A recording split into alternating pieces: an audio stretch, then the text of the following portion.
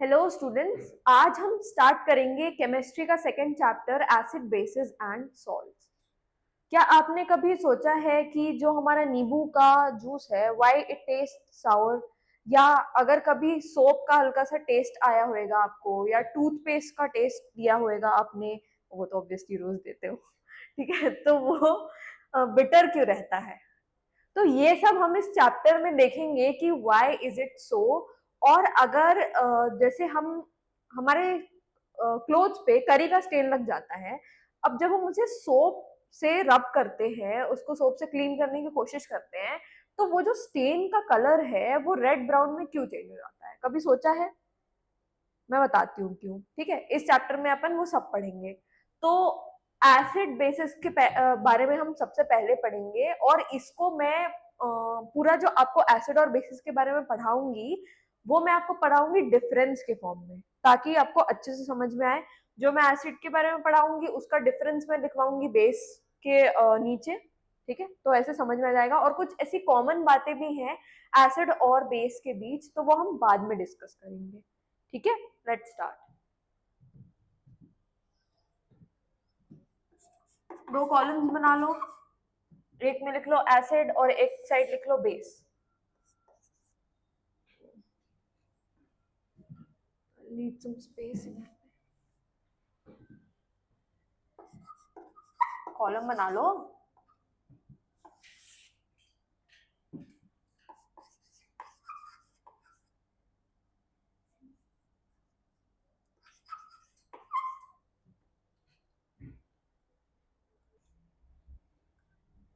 यहां पर आपका पहला पॉइंट रहेगा कि एसिड्स टेस्ट साउर।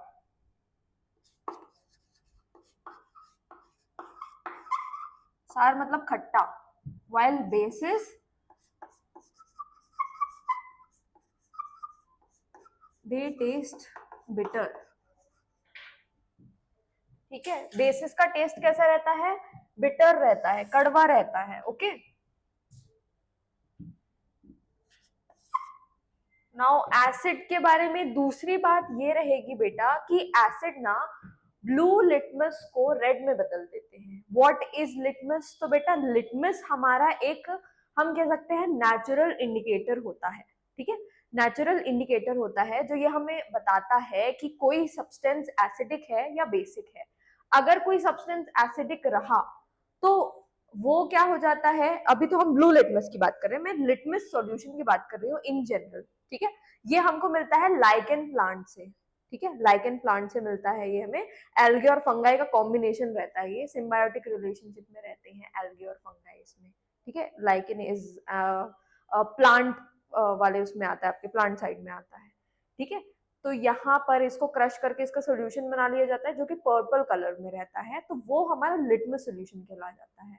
अब हमारे जो कुछ ऐसे ब्लू लिटमस सोल्यूशन और रेड लिटमस सोल्यूशन, या ब्लू लिटमस पेपर और रेड लिटमस पेपर रहते हैं, तो उधर पे उसके केस में जो हमारा एसिड रहता है, तो दे टर्न, लिखो, दे टर्न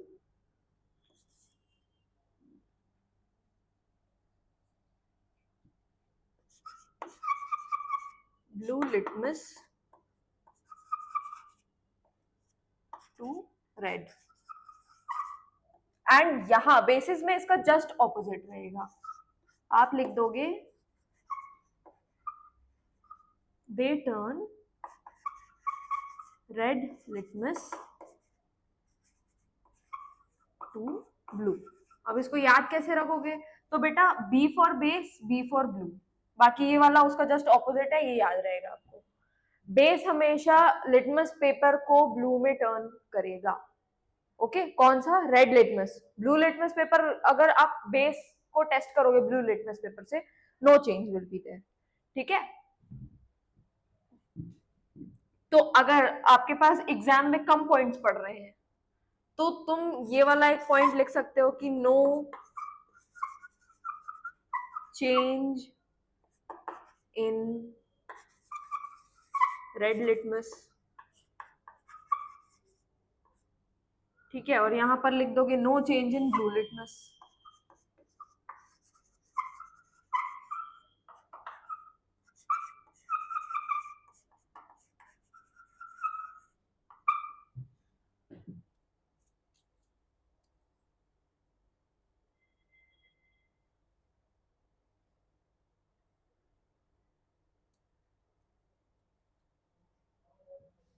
नेक्स्ट पॉइंट आपका रहेगा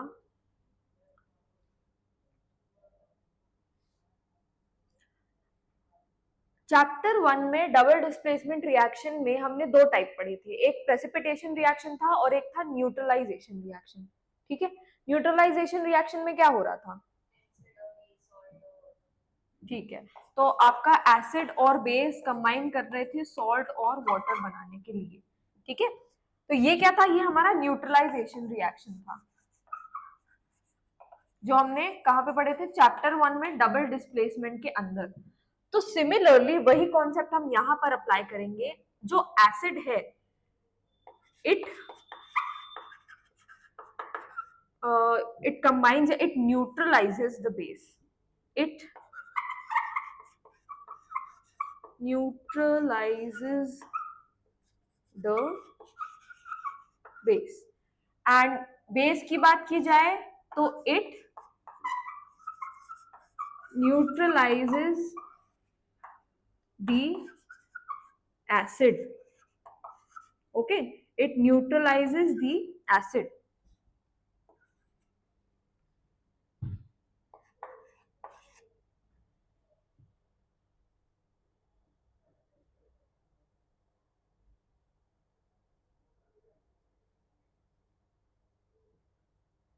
लिखते चलो।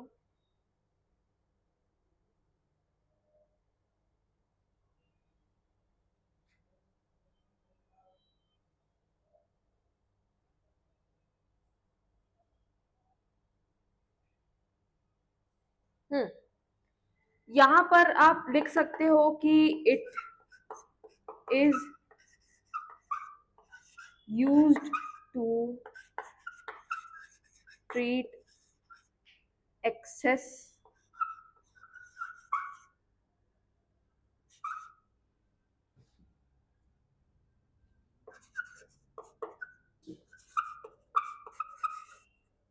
ठीक है, it is use to treat excess basicity. और यहां पर एसिड में आप लिख सकते हो कि it is use to treat excess acidity.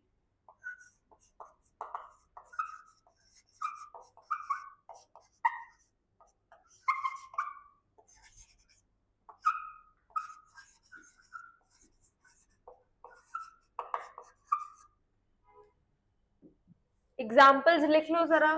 ये वाले एग्जाम्पल्स आपने चैप्टर 1 में देखे होंगे, जैसे कि HCl, H2SO4। ठीक है, HCl क्या है? हमारा हाइड्रोक्लोरिक एसिड। H2SO4 क्या है? हमारा सल्फ्यूरिक एसिड। HNO3 क्या होता है? बताओ बताओ, what is HNO3? Nitric acid कहते हैं इसको। अच्छा, इसको क्या कहते हैं? CH3COOH।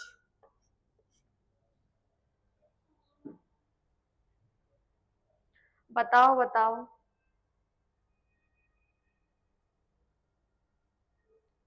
बताओ बताओ क्या कहते हैं?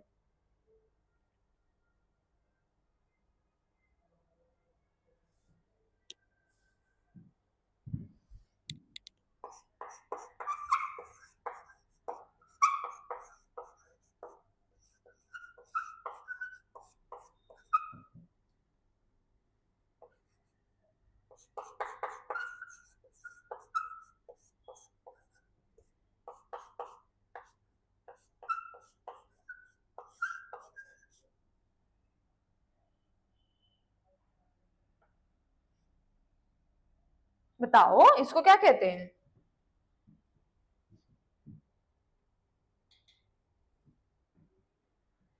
एसिटिक एसिड कहते हैं। अच्छा, इसका क्या नाम है? ओके, सोडियम हाइड्रोक्साइड ये, पोटेशियम हाइड्रोक्साइड ये, कैल्शियम हाइड्रोक्साइड ये, ओके, मैग्नीशियम हाइड्रोक्साइड ये क्या है? हाँ? क्या है ये क्या है? इसको क्या बोलते हैं? बताओ बताओ, टेल मी।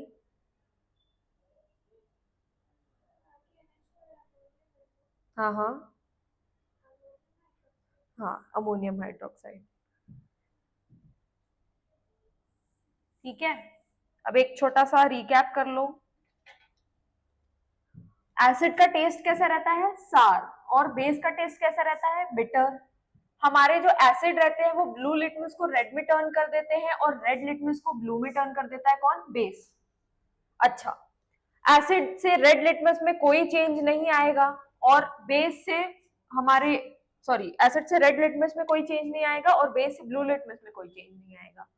अच्छा, acid neutralises base and base neutralise acid, क्या बनता है, सॉल्ट एंड वाटर बनता है। अच्छा, हाउ आर एसिड्स यूज्ड, तो they are used to treat excess basicity, and how are bases used, they are used to treat excess acidity.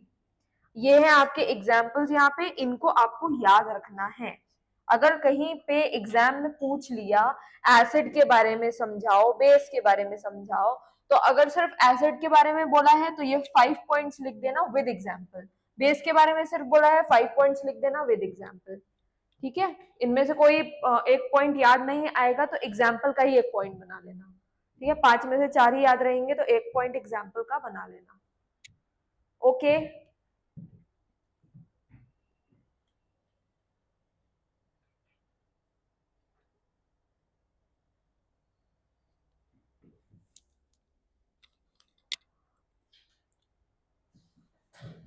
अब अपन कुछ naturally occurring acids के बारे में डिस्कस करेंगे।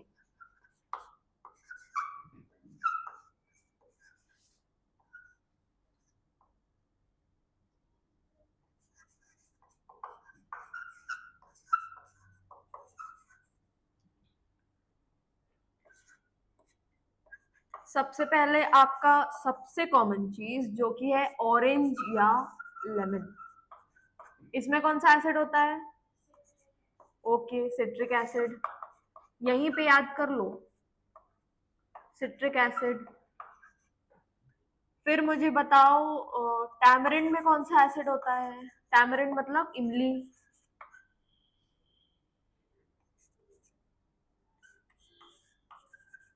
बताओ।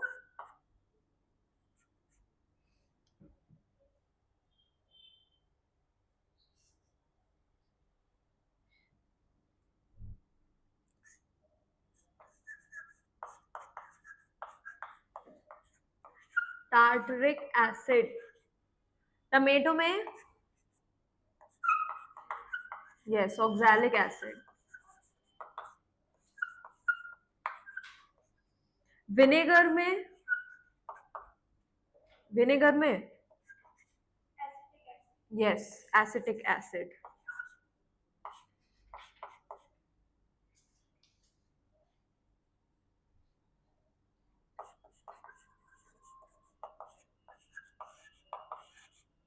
अच्छा, कर्ड में कौन सा एसिड रहता है, यस, लैक्टिक एसिड, गुड।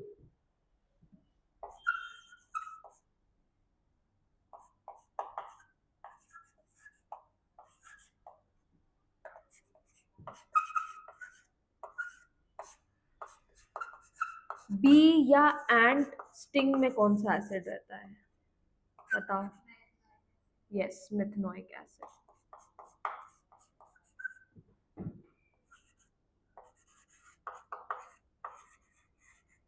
इसके बारे में तुम पढ़ोगे कार्बन एनेट्स कंपाउंड में, इसके बारे में, और ये एसिटिक एसिड के बारे में, वो जो विनेगर में मिलता है ना वो। अच्छा, आपकी बुक में एक नेटल प्लांट के बारे में भी दिया है, तो उसमें भी यही एसिड मिलता है। ठीक है, तो यहाँ पर नेटल भी इंसर्ट कर लो। ठीक है, नेटल क्या है, एक प्लांट है।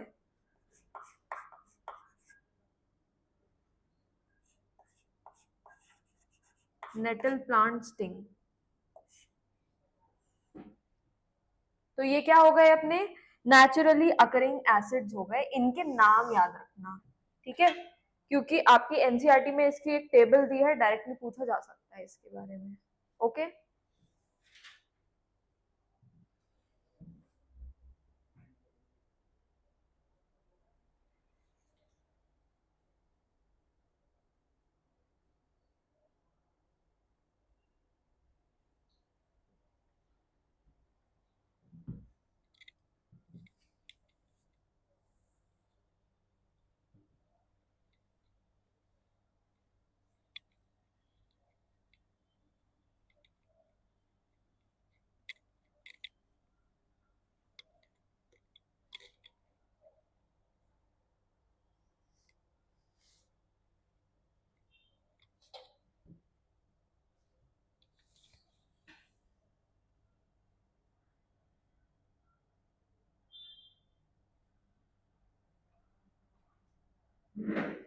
एक टेबल बनाओ जरा।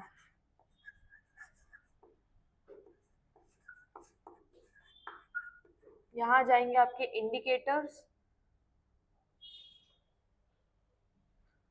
यहाँ पे आ जाएगा एसिड, यहाँ पे आ जाएगा बेस।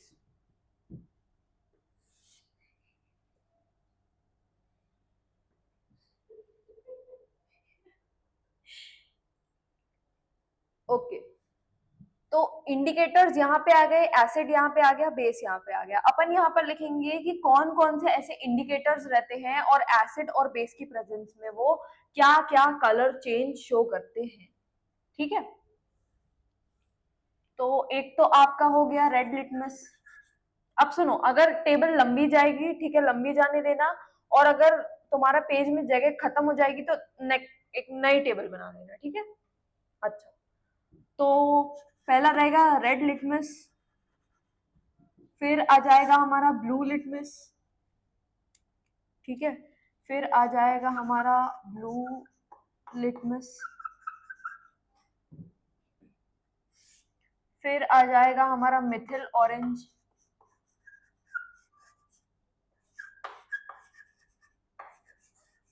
मिथिल ऑरेंज। ये वाला साइड मैं इरेज कर रही हूँ, I need space.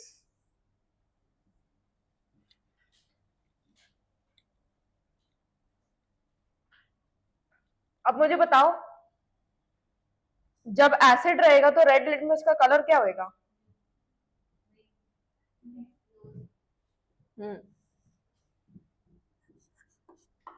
No change. और जब बेस रहेगा तो रेड लिटमस का कलर क्या हो जाएगा? Okay, blue. ब्लू लिटमस जब एसिड रहेगा तो क्या, कहां पे चेंज होएगा, कौन से कलर में? ब्लू लिटमस एसिड की प्रेजेंस में, बताओ। ब्लू लिटमस एसिड की प्रेजेंस में क्या उसका कलर चेंज हो जाएगा? हाँ, ओके, रेड में। कंफ्यूज हो जा रहा है तुम लोग। बस इतना याद रखना कि रेड लिटमस, ये बेस का ब्लू याद रखना, ठीक है। लिटमस कौन सा रहेगा? रेड वाला रहेगा। बेस का क्या हो जाएगा? ब्लू हो जाएगा। इतना बस याद रखना, बाकी एसिड का जस्ट उल्टा कर देना। अच्छा, ब्लू लिटमस बेस की प्रेजेंस में कुछ चेंज करेगा क्या? कोई कलर चेंज होएगा? तो लिख दो नो चेंज, यहाँ पे लिख दो नो चेंज।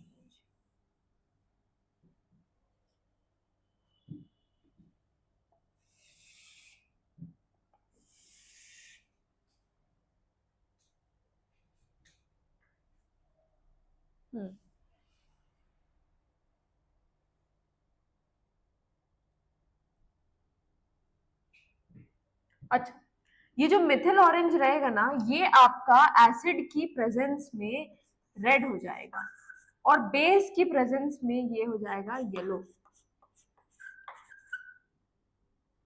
अब आता है हमारा फिनोल्फथलीन।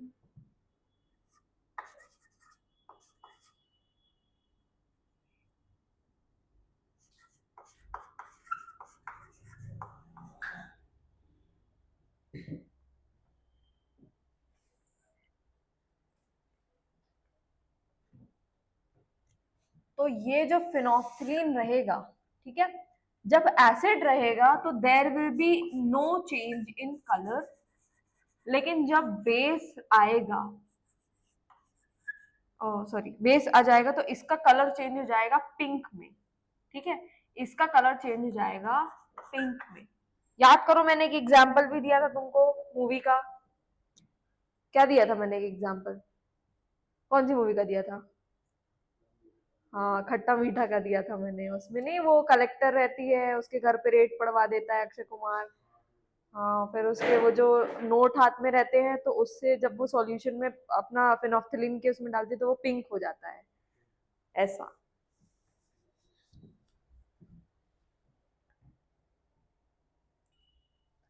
यहाँ पे हमने कुछ नेचुरल इंडिकेटर्स के बारे में लिखा है, जैसे कि हमारे पास है पेट्यूनिया, जेरेनियम। और हमारे पास नेचुरल इंडिकेटर्स क्या है बेटा? तो एक है लिटमस सॉल्यूशन, जो मैंने आपको स्टार्टिंग में बताया था, ये पर्पल कलर का रहता है, बट एसिड की प्रेजेंस में ये रेड हो जाता है पर्पल से। और बेस की प्रेजेंस में ये ब्लू कलर शो करता है। हम रेड कैबेज की बात करें, रेड कैबेज अगर आप गूगल पे सर्च करोगे तो वो आपको थोड़ा बर्गंडी कलर का दिखेगा, थोड़ा पर्पलिश टाइप का, ठीक है। तो ये जो रहता है हमारा रेड कैबेज, एसिड की प्रेजेंस में ये रेड ही रहेगा और बेस की प्रेजेंस में ये हो जाएगा ग्रीन। टर्मेरिक की बात करें, ठीक है, ये सब क्या है, नेचुरल इंडिकेटर्स है जो हमारे क्या नेचर में मिलते हैं।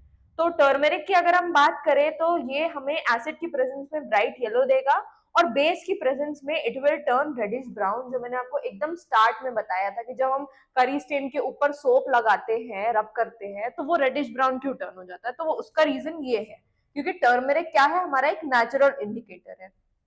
हाइड्रेंजिया फ्लावर के बारे में आपने सुना होगा, तो एसिड की प्रेजेंस में these give blue colour, base की प्रेजेंस में ये पिंक कलर देते हैं, ठीक है। अब और कुछ इंडिकेटर्स होते हैं आपके जिन्हें हम कहेंगे all factory indicator, olfactory indicator कहेंगे, ठीक है। ये क्या होते हैं, तो दीज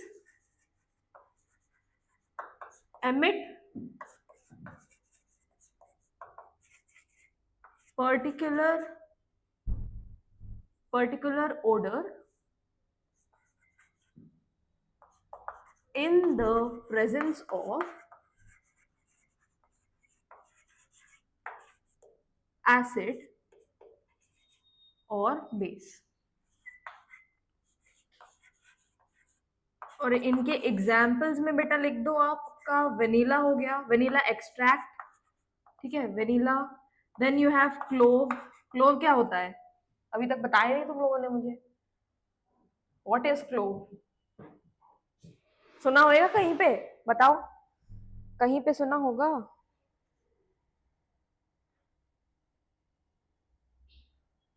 टेल मी।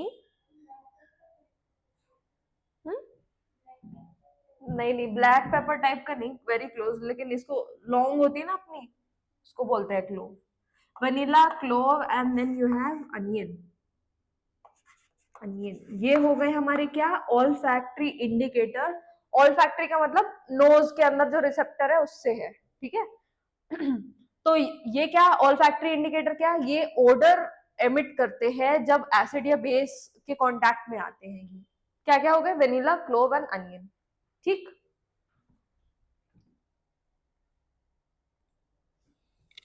एक कॉन्सेप्ट है, ये आपकी एनसीईआरटी में नहीं है बट आई वुड लाइक कि आप इसे समझो। एक साइंटिस्ट थे जिनका नाम था आर्हीनियस, तो उन्होंने बोला था कि ये जो हमारे एसिड और बेस रहते हैं, जब हम इन्हें पानी में घोलते हैं तो ये हमें आयंस देते हैं, ठीक है।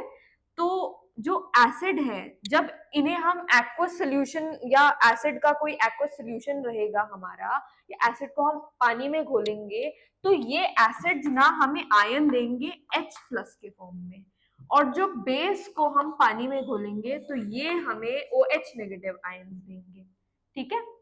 तो याद करो, आपने एसिड में लिखा था HCl, H2SO4, ये सब लिखा था।